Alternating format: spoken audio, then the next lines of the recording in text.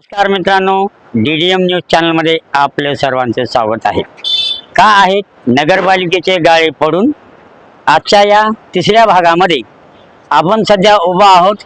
अहमदपूर शहरातील जे mutton market आहे, आपण बघू शकता हे मटन मार्केट गेल्या 20-25 वर्षापासून बांधून वापराअभावी पडून आहे। त्याचबरोबर नगरपालिकेने इथे हे 2 गाळे काढलेले आहेत, ते सुद्धा लिलावामध्ये दिलेले होते, पण त्या बाबतीत ही काहीतरी वाद आहे आणि ते तसेच पडून आहेत।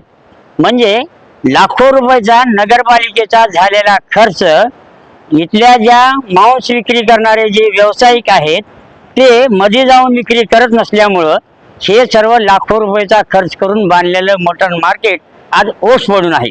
आणि दुसरी गोष्ट म्हणजे या ठिकाणी आपण बघू शकता हे जे कचऱ्याचे ढीग साचलेले आहेत ते या भागातील नागरिकांच्या आरोग्याच्या दृष्टीने अतिशय घातक अशी गोष्ट आहे।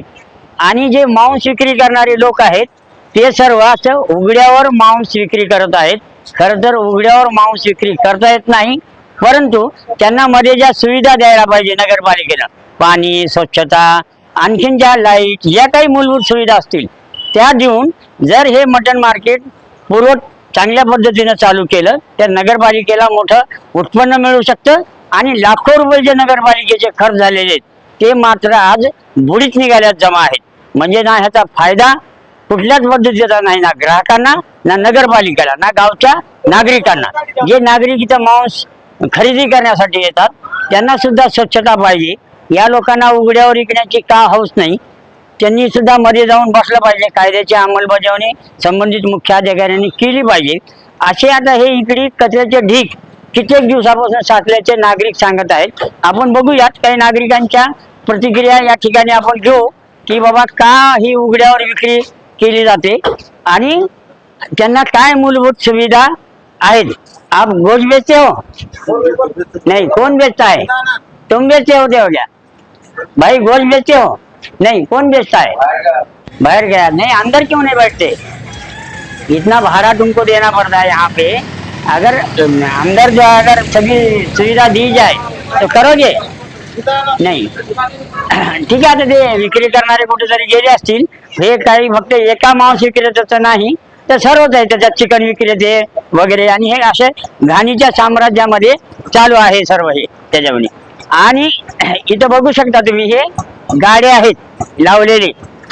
हे गाडे जे माणसं चिकन मटन घेतात ते लगेच अद्रक, कोथिंबीर, मसाला असे खरेदी करतात आणि इथे हे घाणीच्या बाजूला सर्व थांबले। कितने दिन से कचरा नहीं उठाया हो? रोज नहीं उठाता हो? नहीं उठाया, 8 दिन होगा कचरा उठा के। 8 दिन हो गया कचरा उठा के। 8 दिन होगा। फिर अब ये गंदगी में सब लोग काम कर रहे हैं। यहाँ पे खाने के लिए ये सब ले जाते हैं लोगों को, ये आदमी के सेहत के लिए बकरा है, अच्छा नहीं है। या ठिकाणी देशी दारूचं दुकान आणि हे असे उघड्यावर मांस विक्री करणारे लोक आहेत।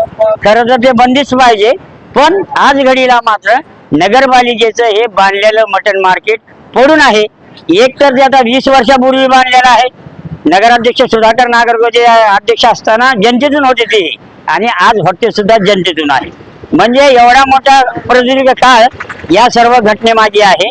तर नगरपालिकेचे नवीन निवडून आलेले कारभारी, जनतेतून निवडून आलेले नगराध्यक्ष यांनी एकतर हे मटन मार्केट पूर्व त्या लोकांना चालू करून द्यावं, इथं घाण होणार नाही, स्वच्छता राहील याची काळजी घ्यावी, ज्यामुळे नागरिकांचं आरोग्य सुरक्षित राहील। या ठिकाणी आपण बघू शकता हा नाला कसा तुंबलेला आहे इकडे बाजूला।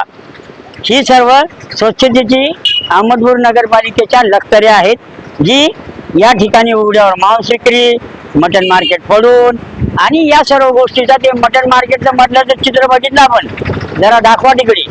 झाडं वापलेले आहेत मध्ये, झाडं वापल्यामुळं हे मटन मार्केट आता अडगळीस आलेलं आहे, फडके झाले।